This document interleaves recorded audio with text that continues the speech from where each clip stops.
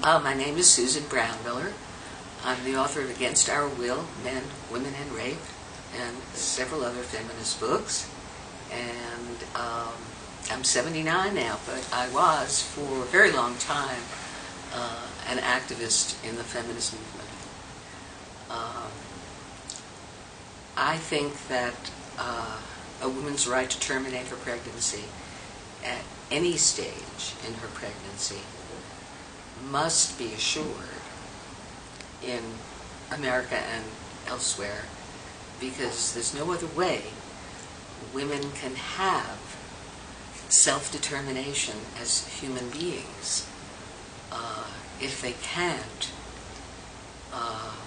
decide on whether or not they want to reproduce a baby at some time.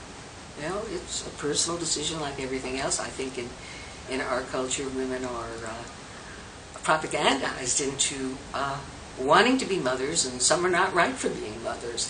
And I think that I would never have been right, actually, to be a mother, because I had, at that time, in the 60s, when abortion was illegal, before Roe v. Wade, January 1973, in the 60s, I was pretty unformed as a human being, but I knew somewhere I had ambitions, and that there was no way I could have a baby. You know, I had to find myself, and that is what I did. So I had 3 illegal abortions prior to Roe v. Wade. That's it. That was my reproductive history. It was all prior to Roe v. Wade. And I felt I could have lost my life in the looking for an appropriate provider for my second abortion. I had a lot of trouble finding someone. There's a famous doctor, there was a famous doctor in Ashland, Pennsylvania. Phone number, Ashland 404. And he was everybody's savior on the East Coast, but occasionally he had to shut down. And when I needed an abortion, his clinic was shut down. He answered the phone, and he said, I can give you a couple of recommendations, but I don't know if they're right for you. I don't know, but that's all I can do for you. The first number I called was a woman in Harlem who heard my voice and said, you know what, I don't think my procedure is right for you. I said, what do you mean? She said, well, I do packing. And packing is where you put a catheter, a needle into the uterus, and you just sort of dislodge the fetus, but you go home packed with a whole lot of stuff, Modex, and then eventually you expel the fetus. But she knew, hearing my voice, that really wasn't right for me. Dr. Spencer's other recommendation was a nut in Baltimore with a medical degree on the wall. And I was, of course, still under the 3-month cutoff, which in that time, was all we knew about, just for 3 months. That's where technology was. He wanted me to wait a while and come back in a couple of months. He could have killed me.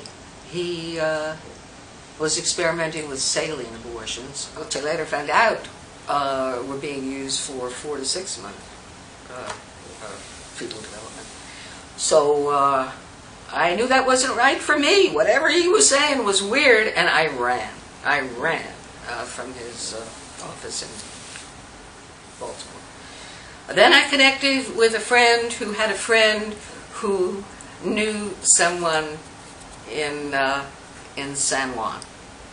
And I was given very specific instructions: just get off at the airport and just go with your overnight bag to this doctor's house. So I did that, and he opened the door.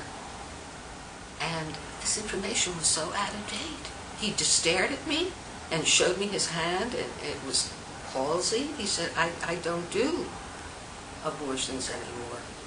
And I said, I am not going back to America unless I have an abortion. And he said, I'll give you an address. And I went to the clinic of Dr. Manuel Otero Roque, a name I will never forget. And he had a clinic for poor women in Santurce. And he also did an abortion business on the side for American young women and others. So he did that abortion, and I was eternally grateful. And I really want to say that, you know, I never experienced any emotion after an abortion other than pure relief. I was alive and healthy and no longer pregnant. It was astonishing. I don't understand this myth, this propaganda about a woman's regret. I had no regret, just relief that a condition that I didn't want inside my body was no longer there.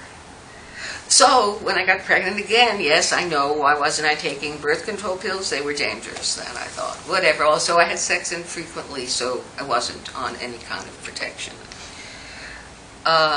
So when I got pregnant again, I knew where to go, right to Dr. Manuel Otero Roque. And his technique had improved so much by then. I was astonished. It was just like, he said to me, he said, you'll be able to dance tonight.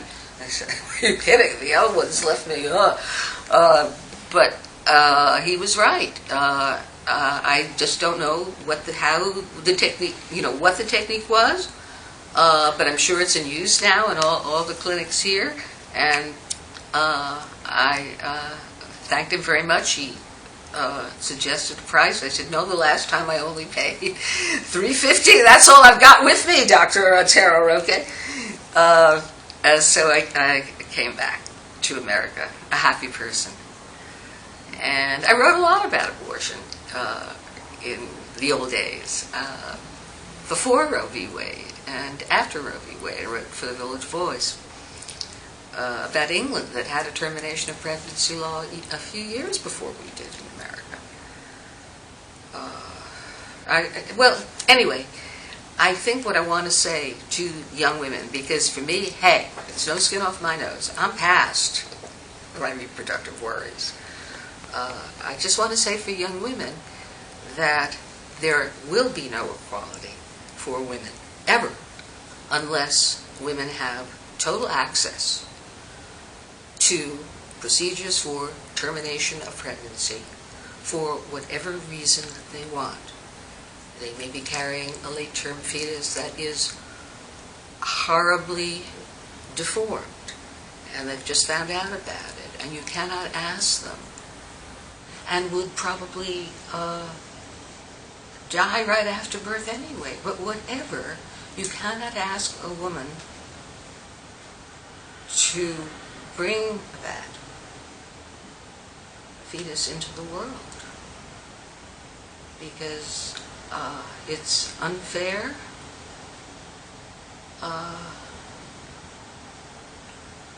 to the child that's going to die, and it certainly is unfair to her and her partner, and who's the rest of their lives are now determined by caring for, or not caring for, or experiencing the death after a few months, of a badly deformed baby. Yeah. So I don't understand how or why all women don't see this, and don't understand that the only way to keep abortion safe and legal and available to all women at any stage in their pregnancy is to be an activist for abortion rights.